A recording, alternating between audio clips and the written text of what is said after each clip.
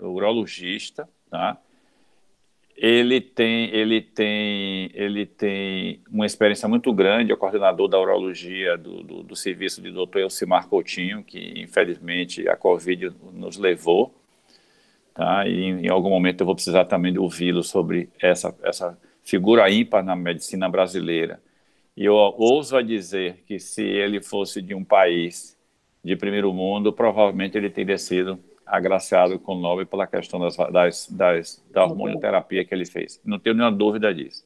O problema é que ele era Já foi meu chefe, eu já fui seu chefe de plantão, você já foi meu chefe de plantão no HGE, tá? E você continua na emergência, então assim, por que eu pensei em você? Primeiro pela sua expertise, primeiro, segundo a sua inteligência ímpar, e a gente resolveu falamos da pandemia, sobre o impacto psicológico, falamos da pandemia de ficar trancado, sem trabalhar, falamos das consequências da própria doença em si.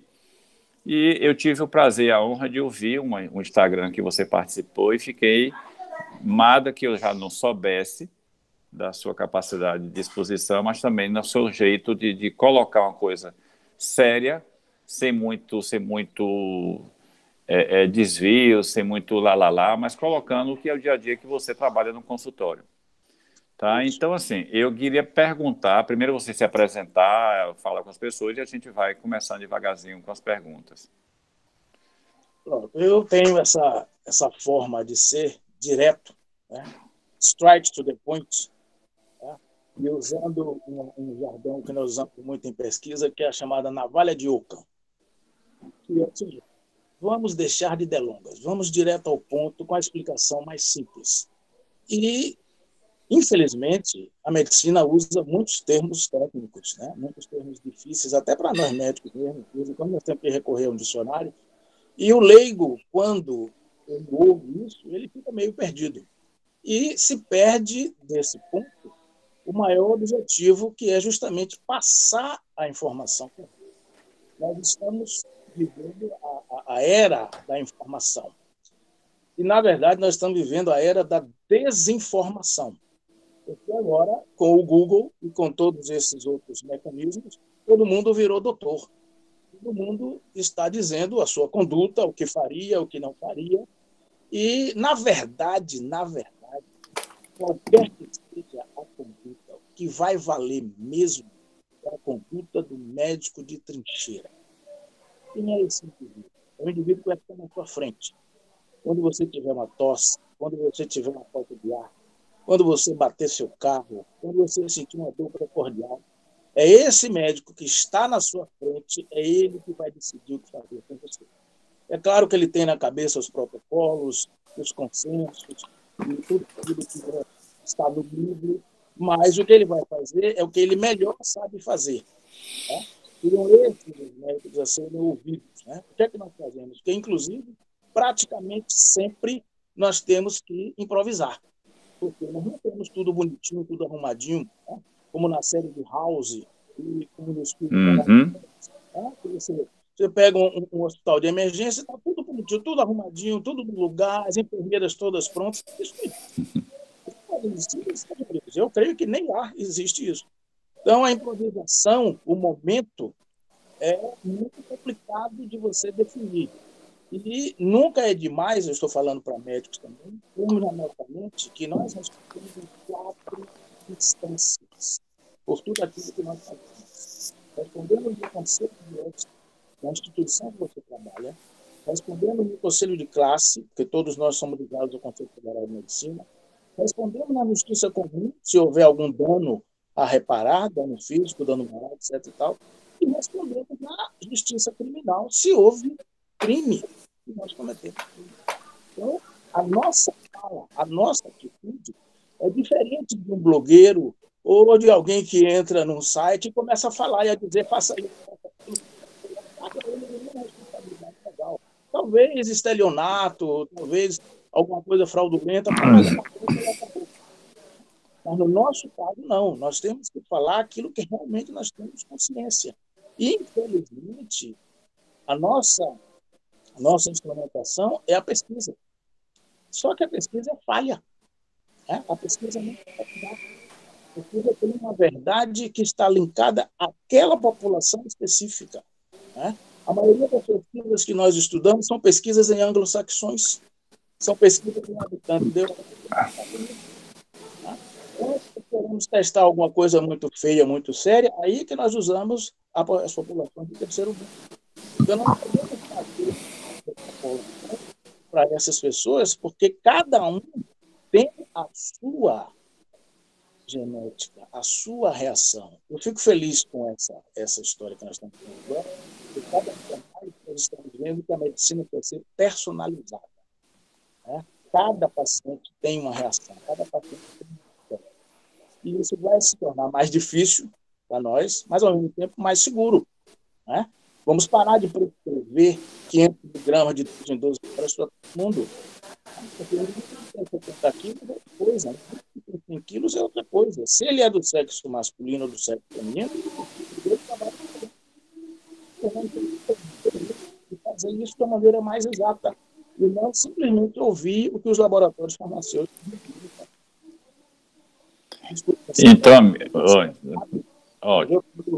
muito, digamos assim, cheio de informações desse nível, tá?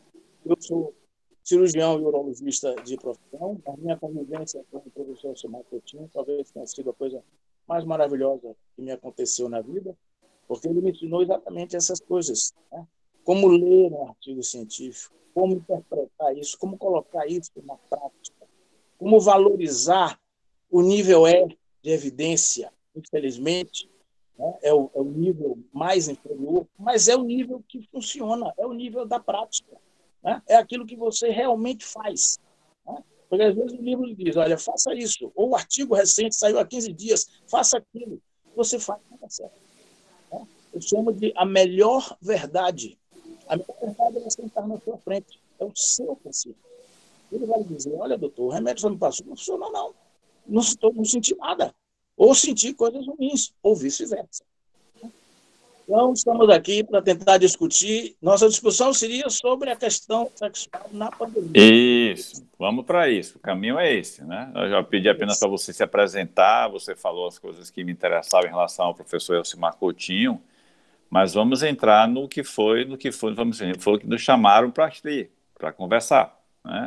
Nós falamos de tudo que tinha que falar sobre a pandemia e, lógico, que também, né, faz parte da convivência.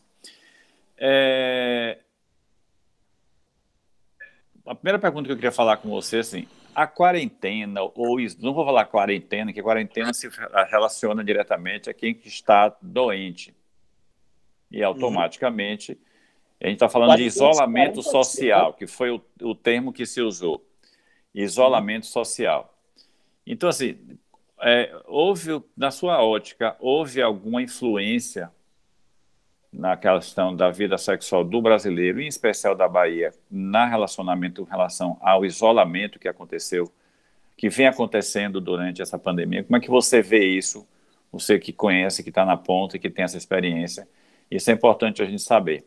Como é que você vê isso e o que é que você acha que aconteceu? A minha vivência se refere aos pacientes que eu atendo nos locais que trabalho, né? E, eventualmente, de alguma coisa que eu tenha lido a respeito.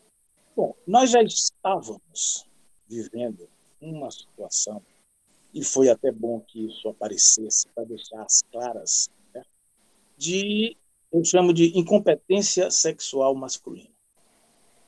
Ixi, começou bem. Incompetência. Incompetência sexual masculina. O que é isso? O homem de hoje, de uma maneira geral, ele não se garante mais. Né? Ou seja, ele não parte para uma atividade sexual com a plena convicção que vai ser bem-sucedido, que vai agradar a parceira e que vai sair dali muito feliz. Ele já vai ansioso. Ansiedade de desempenho. Né? Por uma série de circunstâncias que nós levaríamos muito tempo aqui para discutir. Mas, primordialmente, pelo assédio da mídia, no uso de medicamentos para melhorar, né? E no uso indiscriminado de testosterona como um suplemento maravilhoso que vai mudar a sua vida. E tal. E o fato de que o homem ficou mais exposto, mais cobrado. E nossas companheiras, nossas mulheres, ainda bem, estão progredindo, estão alcançando o lugar que mereciam alcançar, mas isso, de certa maneira, é uma inibição no parto. Amigo, você tem fone de ouvido aí? Que Não, a sua voz vai e volta, tá? Mas vamos lá, dá para ouvir. deixa eu Mas chegar vamos mais lá. perto, então, do celular. Né? Porque o fone Isso. me dá otite. Melhorou. Me dá Melhorou. otite, porque eu estava Ótimo. muito longe do celular. Vamos lá. Pois bem, então, mas deu para ouvir mais ou menos Ah, o que agora a eu ouvi sim, mas agora ficou ótimo, perfeito. eu estava longe. Pois bem, Tá. então o que é que nós estamos vendo? Chega ao nosso consultório um paciente que já estava vivendo essa situação, mas estava, digamos assim, no controle de danos, né? Usando uma série de medicações, uma série de artifícios, escondido da parceira, que isso é um outro problema. Né? Você resolveu que vai tomar um remédio para melhorar a ereção. Né? O remédio pode ser usado de forma recreativa. Mas você precisa conversar com a sua esposa, com a sua parceira, com a sua namorada sobre isso. Porque se você vai escondido, isso já é estelionato. Fraude sexual. Tá entendendo? Esse é um problema do homem. Né? O nosso brinquedinho é de armar. Né? Então, a mulher pode iniciar uma relação apenas com um lubrificante. Ela não precisa ter nenhuma motivação. É claro que não é o ideal. Mas se a vagina está lubrificada, a penetração vai ocorrer, a relação ficar. O homem precisa de ereção. E não só a ereção, você manter a ereção. E mais importante ainda, depois que está tudo pronto, ele precisa segurar a ejaculação. Porque se ele ejacular muito rápido, a relação se tornará frustrada, a não ser que a parceira o acompanhe. Então, tudo isso cria uma série de ansiedades. Né? E ao usar a medicação para ter uma ereção satisfatória, você já está criando uma ansiedade de desempenho. A grande parte, quando essa medicação tem indicação, isso não está na bula, isso não está nos estudos, mas isso é a verdade, é a melhor verdade que nós recebemos dos nossos pacientes, é você usar a medicação e ir dormir. Não vai ter relação, você vai dormir, você vai relaxar. Durante o sono, você vai ter períodos de ereção, porque isso é da fisiologia normal. E durante a ereção, o medicamento vai entrar no pênis e ali ele vai fazer a sua atuação, que é bloquear a gordura que destrói o organismo, que é o grande representante da então, quando o indivíduo toma um medicamento e fica na ansiedade de medicamento funcionar, ele vai produzir os hormônios da ansiedade, principalmente a adrenalina. A adrenalina é vasoconstritora. Então, ela vai passar no pênis e vai espremer os vasos do pênis e o remédio não consegue entrar. Depois de meia hora, uma hora, vem a frustração. E o desespero, né? Porque ele, olha, tomei um medicamento, o medicamento é maravilhoso, é isso, aquilo, e aí não conseguiu. Tá? Então, toda disfunção erétil, se nós trabalharmos assim, nós vamos acertar muitas vezes. Todo indivíduo que tem uma dificuldade sexual, não só ereção, libido, desejo, orgasmo, ele tem um fator psicogênico por trás. Só que nós não podemos falar isso para o paciente, porque ele não acredita. E ele vai desacreditar de você. Se você dizer ele é psicológico, ele vai ficar puto, porque ele quer uma causa, ele quer um remédio, ele quer a questão dos partes, né? Carteliano. Causa e efeito, então eu vou resolver a causa e o efeito não é. Né? Porque o psicogênico estará sempre por trás. Agora, então, quem é que não está com cortisol elevado? Quem é que não está preocupado com os seus boletos? Quem é que não está preocupado com o seu futuro? Quem não está preocupado com os seus filhos? Porque os filhos estão dentro de casa, não estão estudando, acabaram-se as brincadeiras. E onde está a oportunidade para ter uma relação sexual satisfatória? E vai para onde? Né? Porque, pelo que eu sei, até os motéis estão fechados. Então, fica muita ansiedade e pouca praticidade. Esse é o momento ideal para fazer uma coisa que muita gente recusa a se fazer, porque tem o aspecto psicológico, que é a terapia sexual. Via internet. Né? Eu tenho um grupo de psicólogas que está trabalhando de forma maravilhosa, porque é uma conversa. E essa conversa pode ser feita nesse sentido, nessa atividade. Você está me ouvindo? Tô, mas se você chegar mais perto, fica melhor, amigo. Então, você Consegue já está mais ou mais não? perto ainda. Pronto. E, Tá. nesse sentido, a terapia sexual tem uma indicação formal. Agora, é preciso ter muito tato para colocar para o paciente essa necessidade, né? Para colocar para o casal essa necessidade. Eu não costumo mais atender o paciente sozinho. Eu preciso da esposa. Porque muitas das informações, ou ele sonega, ou ele não lembra, ou a esposa dá mais detalhes. E Entendi. o casal na nossa frente, nós já vamos sentindo aonde estão as arestas, aonde estão as necessidades, aonde estão, digamos assim, as coisas em comum. Costumo, inclusive, sugerir, às vezes passa até no consultório, se houver tempo, porque isso demora, que se faça uma relação entre os dois, a chamada DR, discussão de relação. Os homens não gostam disso, mas é um diálogo interessante. Né? Se você puder tomar uma tacinha de vinho para relaxar, é mais interessante ainda. E escrever uma folha de papel, né? Coisas que você gosta na sua carteira. Eu gostaria que ela fizesse sempre, que você acha legal fazer isso. E ela também lá, a outra folha de papel, escreve 5 coisas que ela gosta. E aí vira essa folha de papel e agora as coisas que nós não gostamos. E ela também. Então ficam 20 itens. Né? 5, 5 e 5, 5. 20 itens dá para ter uma conversa sobre a noite inteira. Né? E serão surpresas agradáveis e surpresas desagradáveis. Né? Como o que nós temos mais agora é justamente tempo, então vale a pena fazer isso e talvez com uma mediação, porque pode ser que haja um conflito, né? Porque as pessoas não gostam de ouvir críticas e deveria ser justamente o inverso. Ser crítico é a pessoa mais valiosa que você tem. Eu adoro quando alguém me diz, olha, você está errado. Você ganhou toda a minha atenção. Vamos tentar. Vou pegar um papel e uma caneta e me aponte onde está o meu erro. O que foi que eu errei? Vá me dizendo, porque eu vou combater, vou debater cada tópico, vou aprender muito, eventualmente vou usar da minha humildade e vou dizer, olha, realmente eu estou errado, você está certo.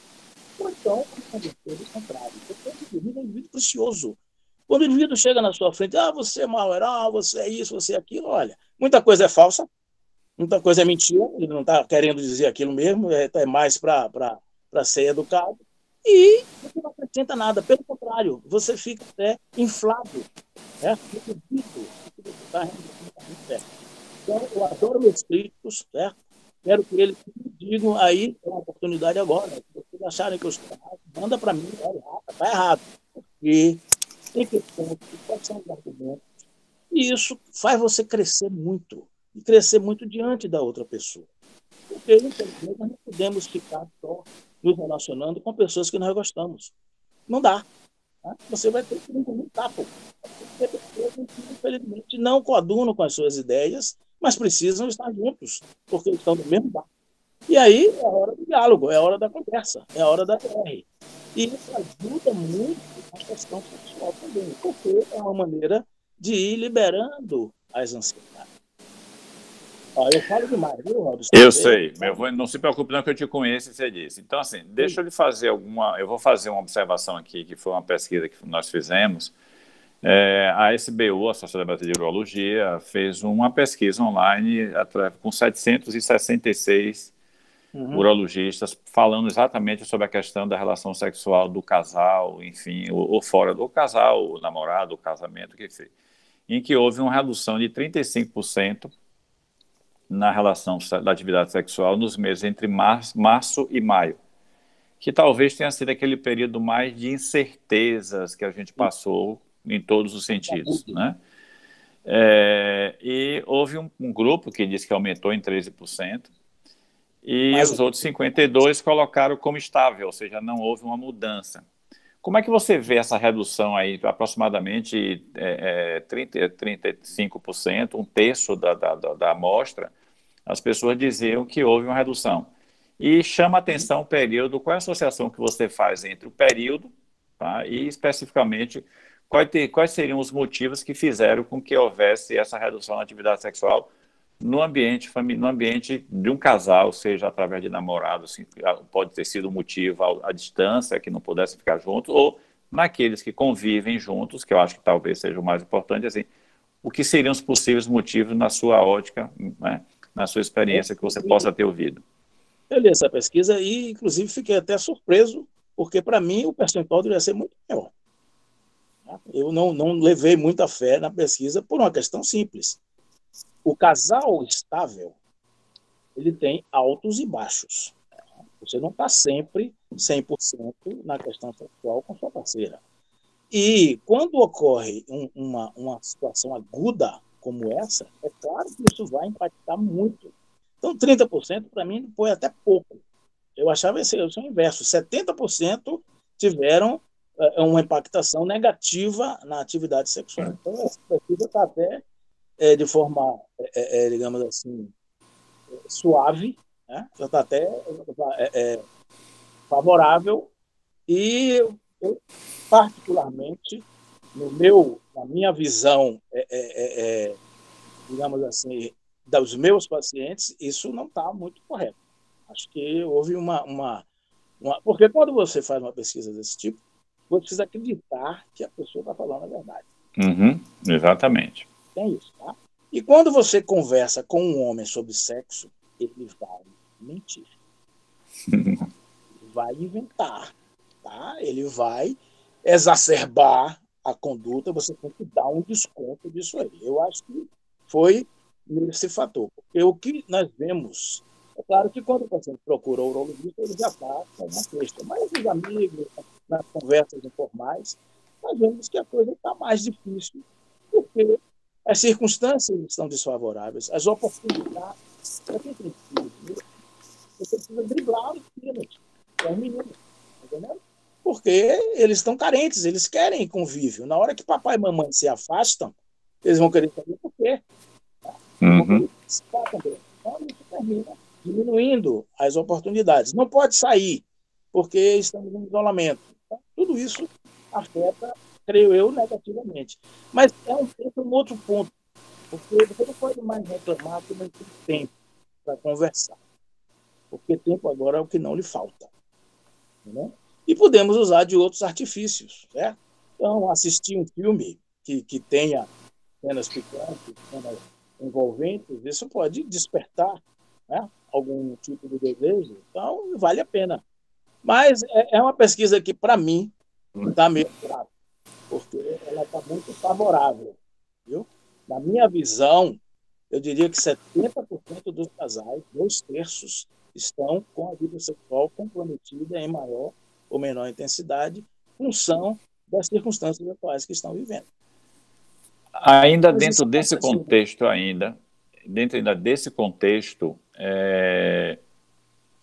vamos fazer uma média aqui, vamos fazer uma simulação. A média nossa, quem tem uma relação estável, que é casado, a pessoa, seja independente de que área de profissão que tenha, em torno de sai de casa às 7 horas da manhã, 7h30, volta depois, vamos botar 8 horas de trabalho, que é a média da população, não vamos falar da nossa especialidade, da nossa profissão, porque não é bem por aí, mas aí voltava 8 horas depois, o transporte, saída, chegada, assim, saía, pelo menos ele gastava em sair de casa, ele voltar em casa, ele ficava aproximadamente umas 10 a 11 horas fora de sua casa.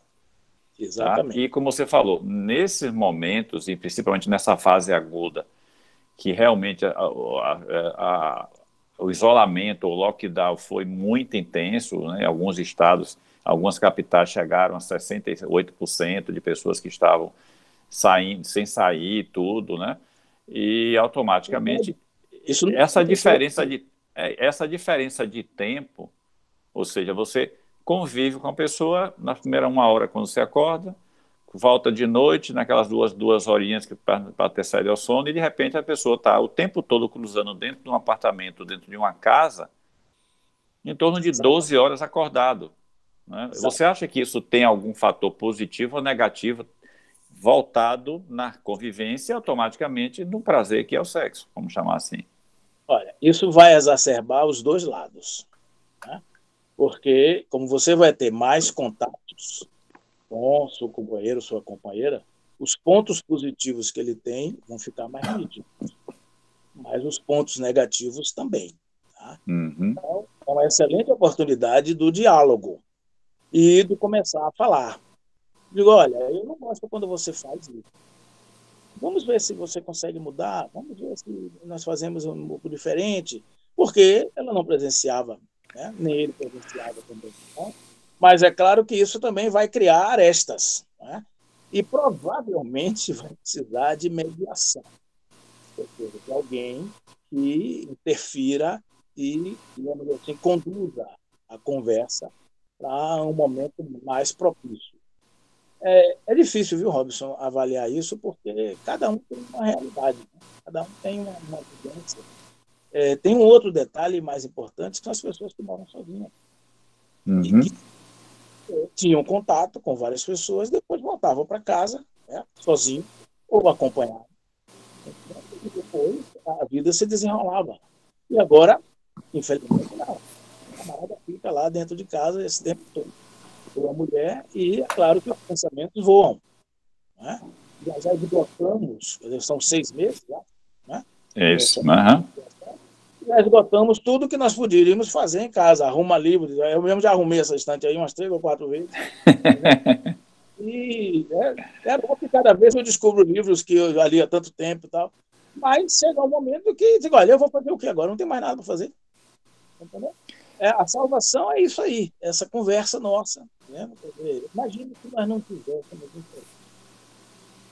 Não, com essa, certeza. porque nós não estamos isolados. Né? Nós não estamos isolados. Nós estamos, talvez até, nos falando muito mais pela internet. Né? Isso. Descobrindo essas lives mesmo. Eu já perdi a conta de quantas lives eu já assisti. Eu já devo ter feito umas 10, onde eu sou o protagonista, digamos assim. Né? E já participei de congressos, já participei de reuniões, tudo via internet. Né? Talvez até mais ativo do que se não houvesse essa pandemia nesse sentido.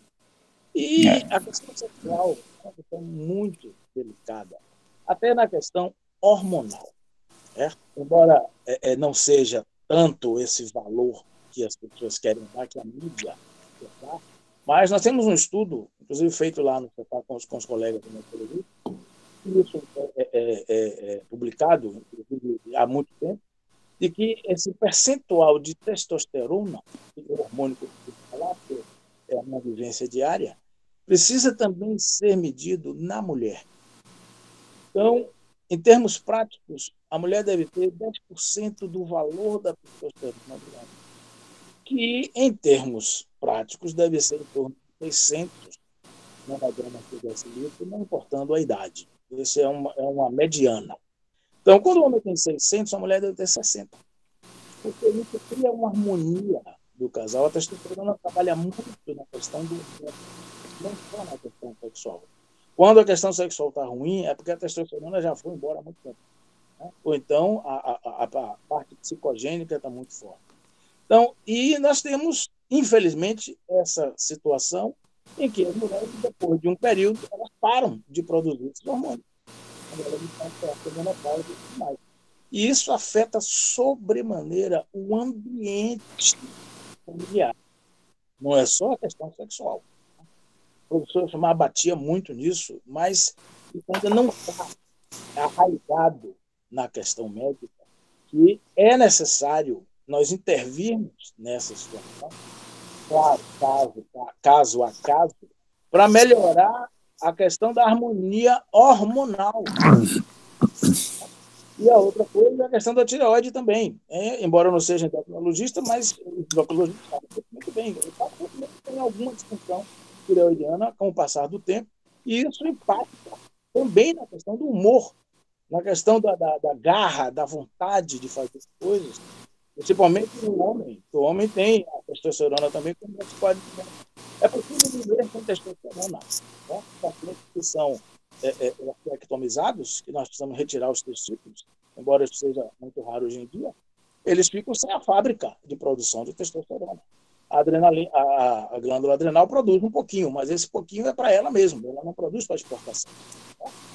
Aí a gente tem relatos de pacientes que não têm mais o testículo, né? São orquiectomizados bilateralmente, não fazem reposição de testosterona e têm vida sexual. É impressionante isso, mas eu tenho algum relato. Como outro verso, eu tenho pacientes com 4.000 de testosterona que usam o que você imaginar. Né? Esses pacientes sofrem de doença mental, né? Isso é um ponto delicado, mas eu preciso meter o dedo nessa ferida. Tá? O paciente é vigoréxico. Então, o que você disser para ele que aumenta músculo, ele toma. Não importa o que for. Ele toma medicamento veterinário para boi, né? Para cavalo, que tem 400, 500 quilos, ele toma. Porque ele tem uma disfunção psiquiátrica. E isso, infelizmente, é estimulado, ao invés de ser diagnosticado. Né? E esses indivíduos com 4.000, 4.700 testosterona, o meu recorde, eles não têm vida sexual. Não tem ereção, não tem desejo. Certo? O foco deles é simplesmente crescer o bíceps. Certo? O bíceps tem que virar uma curva. O bíceps é um músculo hoje em dia quase inútil, porque o bíceps serve para carregar peso. Ninguém carrega peso praticamente. Né? Se você quiser ver o desenvolvimento muscular correto, natural, você tem que olhar no instrutor. Tem que olhar no indivíduo que carrega 50 quilos nas costas todo dia, um saco de cimento. Ele vai desenvolver essa musculatura. Na academia, você nunca vai conseguir isso. E usando anabolizantes, bom, pode até conseguir, porque o anabolizante realmente faz crescer o músculo, mas é muito fraco. Tá? É uma contratilidade muito menor do que uma musculatura desenvolvida. E isso tudo afeta a questão sexual também. Então, eu tenho pacientes, Robson, enormes, certo? Os indivíduos musculosos, eu estou lembrando aqui deles nitidamente, porque são pessoas que me trazem muita angústia. Eles chegam lá com aquela musculatura enorme, certo? Um homem zarrão, com 30, 40. Não há mais o que fazer por eles. Eles não têm mais receptores. Porque a testosterona é uma chave. Então não adianta você encher seu organismo de chave se você não tem fechadura. Se você não tem receptor de andrógeno. Que quem produz são as células, na dependência da existência de fechadura. Deve haver esse equilíbrio, chave e fechadura. Então você aumenta desmesuradamente a chave. A fechadura falta. E agora? E depois, a maioria dos anabolizantes destroem as fechaduras. Né? Anabolizantes que têm uma alteração no anel A do período. E o anel A, quando encaixa no andrógeno, no receptor de andrógeno, destrói. Então, você fica sem receptor de andrógeno. E não tem que fazer, porque a célula é que tem que perceber que está faltando receptor de andrógeno para ela voltar. Aí só o tempo. Nesse período, ele desenvolve síndrome de abstinência. A vida dele fica inferno. E não raro vai para a ideação suicida. É um drama, certo? E os médicos que passaram por testosterona não sabem disso, porque o paciente não volta mais para eles. Certo? Ele vai procurar ajuda de outras maneiras. Isso talvez seja a minha maior angústia atualmente na minha profissão. Certo? E desprovidos de receptores de andrógeno, processo de uso de testosterona símile. Geralmente a testosterona mesmo não causa isso, mas os anabolizantes um drama terrível. Ainda pegando esse gancho que você falou, a questão do uso de anabolizantes, que é uma febre que invadiu as academias de forma geral. É uma doença.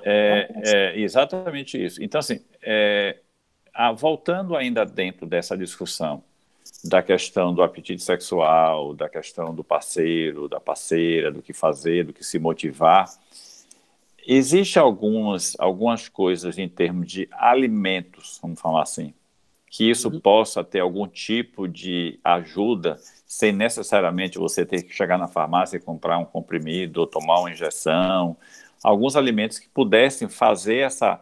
Porque a gente come de vários tipos de alimentos. Nós temos 3 substratos, né? Proteína, carboidrato e gordura. Nesse universo do dia a dia, das dietas, não do tipo de alimentação que a gente tem aqui no Nordeste, na Bahia em especial, Alguma coisa que você já viu ou tem alguma relação que possa ajudar nessa questão de substituir o uso indiscriminado de medicações? E qual é o papel do cortisol no apetite sexual? Seja para piorar, ou melhorar, ou não faz diferença? Porque o cortisol é um hormônio extremamente importante, mas se ele passar do limite, ele se torna deletário. Como é que você vê essa questão do alimento, do cortisol e de outras coisas que eu não vou pedir mais na frente? Vamos lá. Você agora levantou a bola para mim sem rede. Eu vou cortar, certo? Agora, me interrompa, porque eu vou falar muito sobre isso. Vamos começar com o cortisol. Tá? O cortisol é um hormônio-chave, porque o cortisol é o comandante do ciclo circadiano. Isso. Pois bem, mas todos os outros hormônios, nós temos cerca de 300 relógios biológicos no nosso organismo. Cada célula, cada tipo celular tem um relógio biológico específico. São 385 tipos celulares catalogados e toda semana aparece um novo. Cada um tem uma maneira de trabalhar, uma melhor hora para trabalhar, e isso depende, claro, do indivíduo, mas depende principalmente de acertar o primeiro relógio. Né? E esse acerto do primeiro relógio é dado pelo Sol. Então, se o Sol aparece na sua janela, é hora de você acordar. E você tem que acordar no pulo, e se você for homem, com ereção, e se você for mulher, cantarolando. Os dois têm que acordar no pulo. Esse acordar no pulo significa dizer que você está no pico de cortisol. E de manhã cedo ele tem que estar nesse pico. E para analisar o cortisol, nós temos que fazer 4 dosagens, pelo menos. Fazer uma curva diária do cortisol. E dosar nesse momento, ao acordar, antes das 8 horas. Dosar em torno de meio-dia, um pouquinho antes, porque ele deve ter uma queda. Depois ele vai elevar um pouquinho. Dosar no final da tarde, onde ele vai ter uma outra elevação. E dosar na hora de dormir, em torno de 21 horas. E é quando ele tem uma quarta elevação. Isso é colhido pela saúde, porque pode ser colhido no laboratório, mas o laboratório tem que ir lá na sua casa para poder colher. E os conteúdos da coleta de saliva é mandado para o laboratório, depois ele manda a curva na noite. Ou então, você não precisa nem disso. Tá? Você precisa saber que o paciente precisa receber cortisol, ou PDR, porque eles são parentes. Basta você perguntar, olha, nesses 4 momentos, qual é o momento que você fica mais cansado, mais nesse momento você precisa uma questão de cortisol. E nós vamos ver se você melhora essa história. Né? O que está acontecendo hoje? O cortisol não está fazendo curva. Ele está batendo lá no teto. Porque está todo mundo angustiado com o que vai acontecer no futuro. Né? E o cortisol é talvez um dos piores negócios para a imunidade. Né? Porque o pico de cortisol faz recolher os linfócitos para os seus gânglios para uma redistribuição. Ou seja, as fronteiras que estão sendo combatidas, elas vão ficar ao léu. É por isso que aparece o herpes, né? Porque o herpes é um dos vírus que está sendo sempre combatido, porque ele fica no sistema nervoso, mas os linfócitos estão cercando ele. Quando ocorre essa alta do cortisol, o linfócito sai dali e o herpes se manifesta. Então, é um hormônio fundamental, que quase ninguém fala. Tá? Porque tem essa dificuldade de análise. Mas essa tática de durante o dia, você marca a hora que você está mais arrasado. Pronto, nessa hora nós vamos entrar com um pouquinho de cortisol para ver se isso melhora. E na questão alimentar. Bom, meu querido doutor Rob, nós estamos intoxicados. Não tem mais jeito. Homo sapiens, certo? Talvez alguns poucos ainda não estejam, mas a grande maioria está intoxicada. Eu tenho um estudo australiano que eu li há algum tempo, e esse estudo reporta. O cara fez o seguinte: quando as crianças nascem, os bebês nascem, ele tirava o cordão umbilical e mandava pesquisar tóxicos. Então, Eu vi essa pesquisa, eu li. Pois é, ele achou no mínimo 250 tóxicos poderosos, não é toxinazinha, não. No cordão Inclusive plástico, né? Isso, a maioria é derivados de plástico quando esquenta, bisfenol, fitalatos. E isso na Austrália. A Austrália é uma ilha. talvez um dos lugares menos poluídos do mundo. E os australianos, muitos deles são de origem aborígene, e o aborígene talvez seja a raça, digamos assim, que tem mais contato com a natureza. Né? O aborígene se sente parte da natureza. Né? É uma coisa linda e uma coisa sagrada. E isso está no sangue do australiano, né? De uma maneira geral. É claro que tem muitos anglo-saxões também, mas esse pessoal adquire, absorve essa cultura.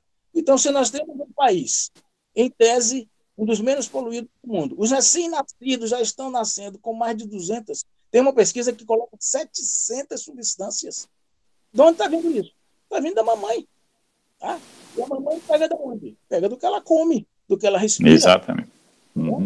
Existe uma nuvem de aerosol de diesel. Sabe aonde? No DIC do Tororó. Um aerosol de? Uma nuvem de aerosol de diesel, de óleo diesel. De diesel. Porque ali é uma circulação intensa de ônibus. Né?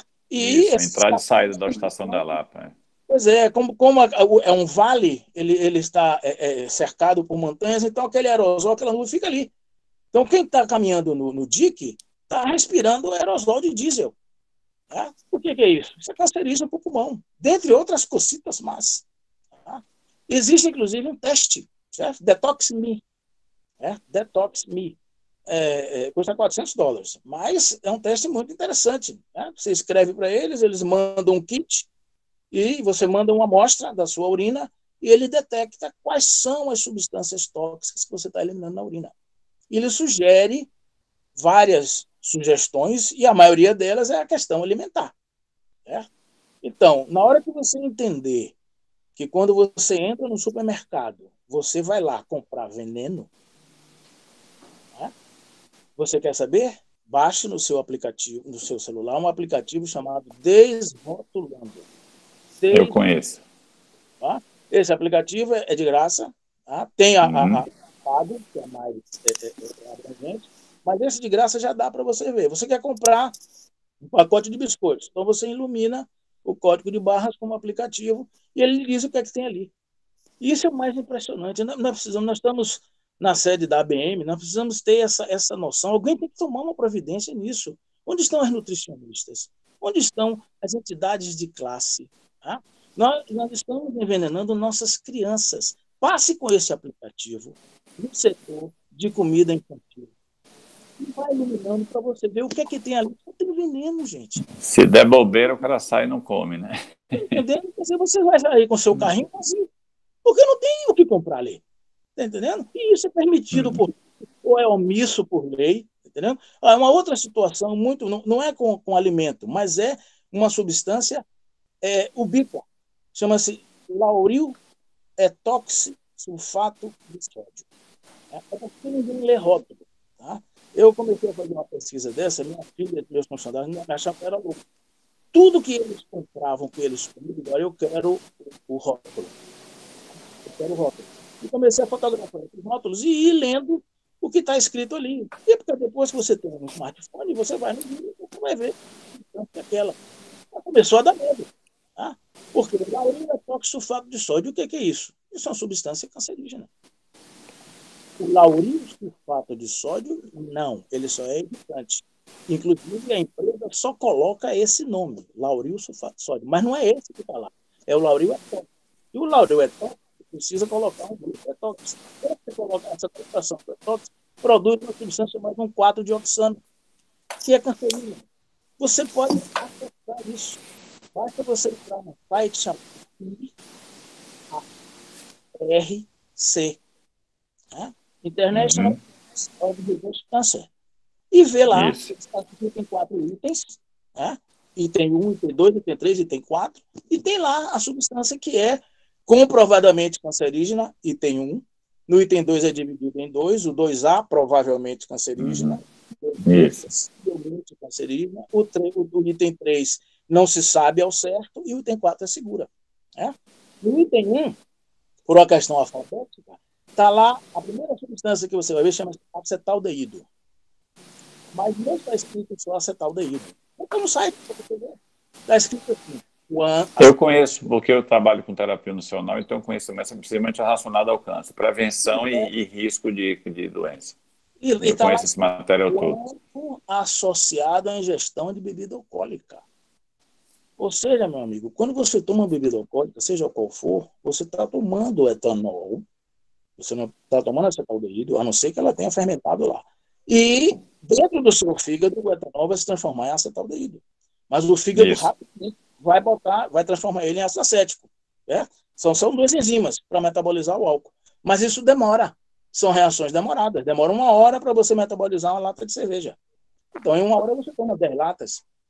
Certo? Então vai sobrar acetaldeído. Quer dizer, as latinhas de cerveja, os rótulos de bebida alcoólica deveriam ser como os rótulos de maço de cigarro. Está escrito lá. Pode conter acetaldeído, que é uma substância tipo 1, ou seja, comprovadamente cancerígena. Não Uhum. Ela é comprovadamente cancerígena. Você vai continuar porque você tem o direito de escolha, seu livre-arbítrio, mas você vai estar informado. Tá? Deixa eu voltar ao nosso assunto, porque a gente só tem mais 10 minutos, e eu queria ouvir de você, porque eu ouvi e fiquei extasiado, as 5 verdades. Então, como da outra vez que eu assisti a sua live, que gostei muito, e que você falou nisso, eu disse, olha, precisa de um tempo maior, a menina que estava te entrevistando. Eu digo, não, aqui você vai ter um tempo que você precisa para explicar o que são as 5 verdades, e o que ela tem que ver, as 5 verdades no todo e as 5 verdades relacionadas ao sexo. Bom, bem, aí nós temos, no caso, são 6, viu? Mas vamos lá. Pronto. Isso foi uma elucubração que eu tive. Eu estou escrevendo um livretinho e terminei colocando ele lá. E vamos ver se um dia ele sai publicado. Que é essa questão de todos nós estamos procurando a verdade. Pois bem, a má notícia é essa: a verdade não existe. Tá? Primeiro, porque nós estamos sendo iludidos por aquilo que o nosso cérebro capta e encaminha para a mente. Isso, para você entender, você vai precisar ler pelo menos um livro de Steven Pinker, que se chama justamente Como a Mente Funciona. O ideal é ler a coleção, são 12. Mas esse livro vai lhe dar essa noção. Tá? Que ele inclusive, lá fala do chamado experimento fundamental, né? Que é o que acontece com a doença de Stephen Hawking, né? Aquele físico que só mexia uma pálpebra, né? Que todo o resto dele era paralisado. Mas ele pensava, e muito. Né? Então, inclusive, descobriu várias teorias e deveria ter sido até ganhador no prêmio Nobel. E aí você deixa de ouvir, você deixa de sentir, você deixa de falar, você deixa de ver, você deixa todos os seus 5 sentidos à parte. Né? E os outros, que não são 5 sentidos, são 26 sentidos. Mas aí, se eu for falar aqui, eu não vou parar. Pois bem, o que é que ele sobra? Sobra a mente. Né? E quem é você? Se você não sente, você não tem nenhum contato com o seu meio exterior. Então, esse experimento é fundamental. Mas falando sobre as verdades, né? A primeira verdade é a primeira versão que você tem contato. Né? Então, nós estamos ouvindo essa live aqui, eu estou falando algumas coisas, você está tendo um contato. Não tome isso como verdade absoluta. Não acredite em mim. Né? Não acredite em ninguém. Seja cético. Né? Devoto de São Tomé. Eu quero ver para quê. Por quê? Você vai ter que procurar a versão contraditória a essa primeira verdade. Né? E ser crítico. Ser a pessoa que diz, não é desse jeito não. Tá? Então, nós temos 2 versões antagônicas. Ambas poderão ser verdadeiras de acordo com a circunstância e com a perspectiva de quem vê. Aí nós vamos precisar de uma terceira verdade. Você contou a história das crianças, eu me lembro bem disso. Eu dei esse exemplo. Foi, das crianças. Vamos lá. Eu vou falar para poder o pessoal entender melhor. Mas deixa eu falar elas e aí eu dou esse exemplo para, digamos assim, caracterizar. A terceira verdade é a do observador isento. Bom, observador isento não existe, porque o observador isento ele é humano. Por definição, ele é falho. Né? Todo ser humano é falho. Ele comete erros, ele comete acertos e ele tem preço. Né? Todo ser humano é comprável. Existe um preço. Qual é o meu preço? Uma arma apontada para a cabeça de um dos meus filhos. O que é que eu vou fazer? Eu faço o que você quiser. Eu faço o que você quiser. Agora não puxa o gatilho. Se você puxar o gatilho, você vai matar também, porque eu vou para cima de você. Esse é o meu preço. Cada um de nós tem um preço. Tá? Então, o observador menos isento, né, é o esquema do peer review. Tá? Então, você tem um estudo e manda esse estudo anonimamente para pessoas anônimas e que entendem do assunto, e elas vão julgar somente o assunto e devolver. Isso demora 2 anos. Né? Então, as pessoas que estudo do Covid, nenhuma delas tem uma verdade extraível, porque nenhuma delas fez peer review. E se fez, foi no apressamento para poder publicar. Não que não esteja justificável, nós tínhamos que ter alguma informação, mas seguramente não é a melhor informação. A quarta verdade é a verdade de Einstein. Einstein dizia, se eu não posso medir, então não existe. Aí você tem que entender a questão dos sentidos. Né? Você pôs um aparelho para medir as intensidades das energias que estão passando por ali. Né? É surpreendente como nós vamos medir quando as coisas estão totalmente contrárias àquilo que nossos sentidos nos informaram que era real. E a quinta verdade é a sua visão. Depois que você tomou contato com essas 4 verdades, você vai decidir em quem você vai acreditar, como você vai se comportar. Tá? E ainda tem a sexta, que é no nosso caso de nós médicos, que eu falei no começo da live, que é a verdade que o nosso paciente nos conta. Tá? Então, você senta na sua mesa e diz, olha, doutor, o senhor me passou um monte de exames, o senhor nem me passou nenhum remédio, mas eu saí daqui da consulta tão feliz, tão satisfeito, e eu já estou tendo relações normais. Como isso aconteceu? Digo, eu estou trazendo os exames aqui para o senhor, porque o senhor nem passou a medicação ainda, e, no entanto, eu já estou normal. Ou seja, claramente se fazendo uma conversa amena, eficaz e com dados convincentes. É a nossa sexta verdade. E aí tem aquela história das criancinhas, né? 3 criancinhas brincando, 2 irmãos, um menino e uma menina, e um amiguinho, um vizinho, que está ali brincando também. E, de repente, o menino entra na sala do papai está em home office, trabalhando, e diz, olha, fulaninha me bateu, se acabando de chorar. E papai, verdade, nossa, minha princesa, minha coisa linda, ela bateu em você, o que foi que houve? Né? E aí ele vai procurar, vai lá no quarto saber o que foi que houve com fulaninha, que ela bateu em fulaninha. Né? E aí fulaninha diz, olha, ele me chamou de prostituta. Aí o papai quase infarta. Porque um tem 4 anos, outro tem 5 anos. Digo, como é que pode uma coisa dessa chamar de prostituta? E aí ele vai ouvir o amiguinho, o observador isento. Aí o menininho diz, olha, ele estava pirraçando ela. Né? Ela chamou ele de gordo. Aí ele chamou de prostituta. Aí ela bateu nele. O observador isento mostrou isso aí. E agora nós temos 3 versões. Mas no quarto tem uma câmera babá, que estava filmando tudo. E durante a filmagem, ele observa que o observador isento estava provocando os 2. Né? Seja porque ele queria ficar sozinho com fulaninha, seja porque ele queria brincar. E agora, papai, com essas 4 versões, vai escolher a melhor versão que ele vai atuar para poder definir o que ele vai fazer. Se vai castigar a fulaninha, se vai castigar a fulaninha, se vai proibir de cicraninho aparecer no quarto. Então, nós temos que ter essa noção, é que nós queremos acreditar na nossa verdade. Nós temos uma versão e nós estamos certos e ninguém nos diz que não é. Né? Infelizmente, é um defeito do ser humano, entendeu?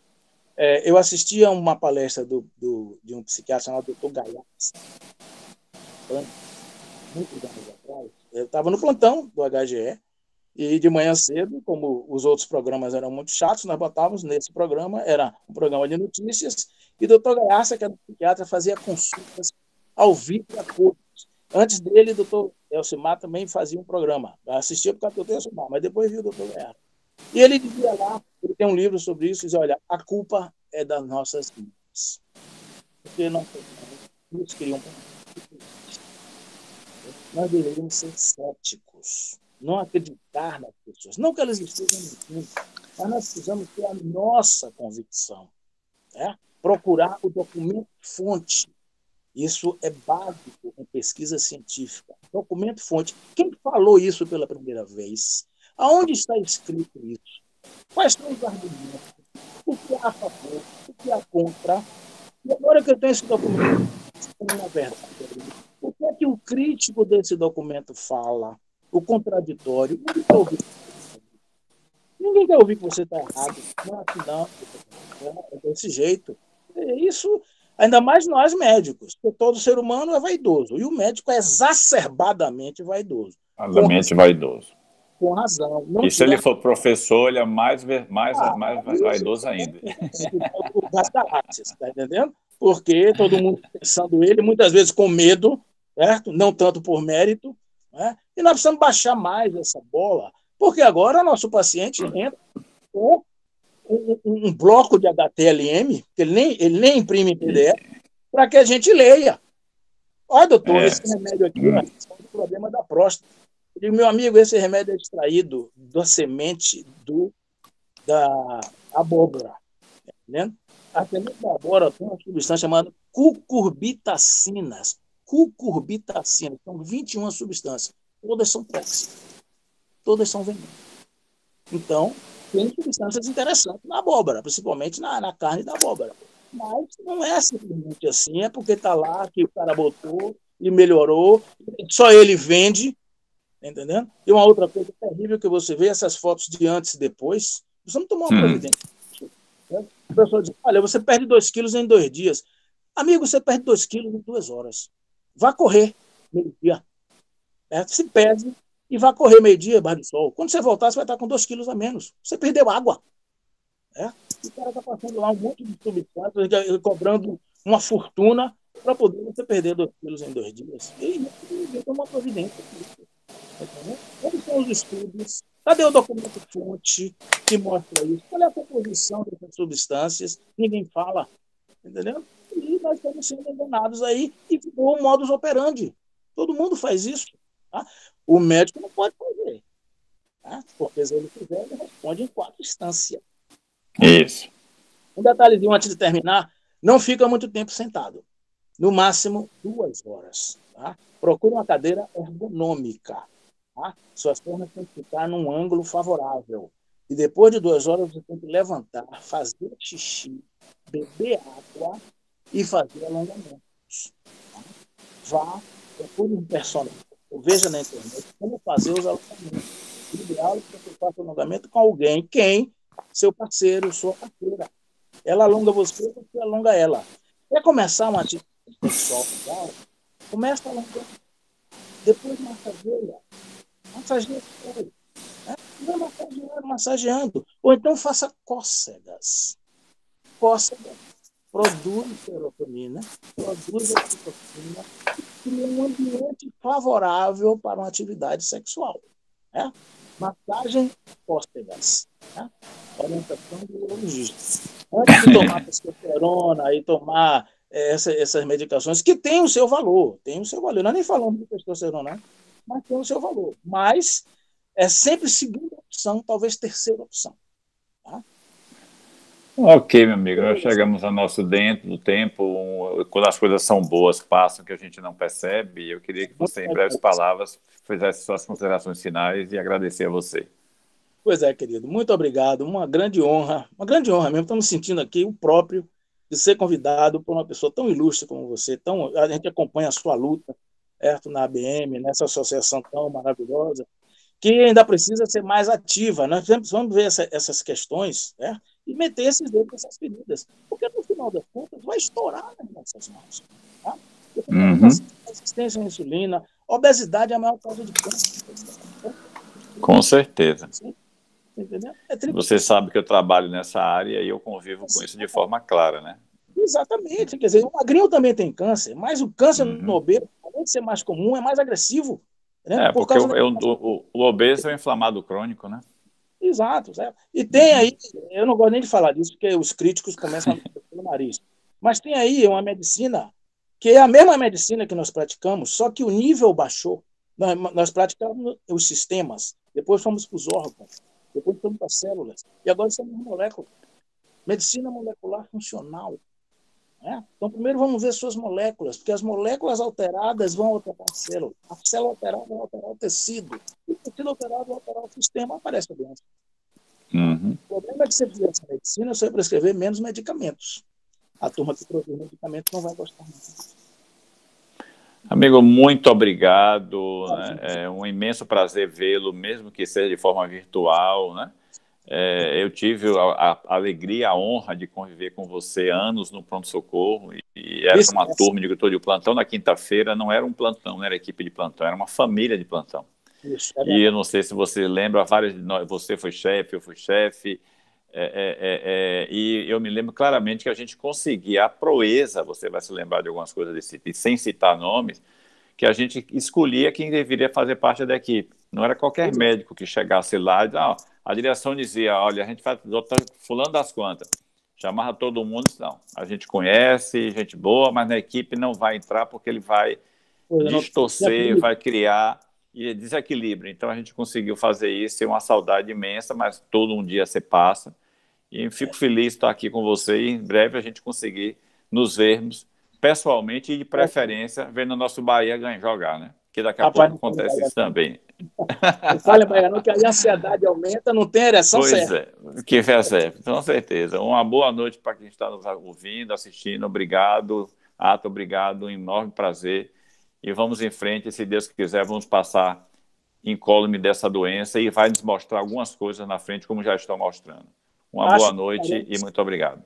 Acho que ficaremos melhores. Viu? Eu acho também. Eu acho também. Irmão. Tá bom, amigo. Um abraço, uma boa noite.